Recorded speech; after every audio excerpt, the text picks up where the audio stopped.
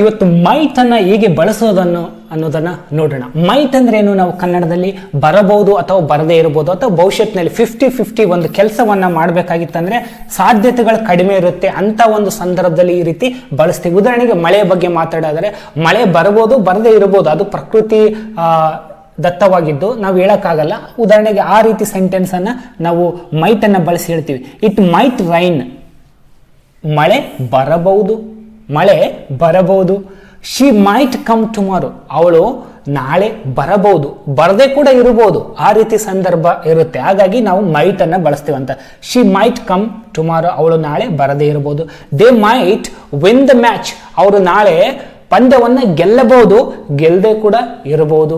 ಇಂಥ ಸಂದರ್ಭಗಳಲ್ಲಿ ನಾವು ಮೈಟ್ ಅನ್ನ ಬಳಸ್ತೀವಿ, ಮೈಟ್ ಅನ್ನ ಬಳಸ್ತಾ ಹೋಗ್ತೀವಿ. ನೀವು ಕೂಡ ಮುಂದಿನ ಯಾವುದಾದ್ರೂ ಒಂದು ಸಂದರ್ಭದಲ್ಲಿ ಮೈಟ್ ಅನ್ನ ಬಳಸಿ ಸೆಂಟೆನ್ಸ್ ಅನ್ನ ಮಾಡಿ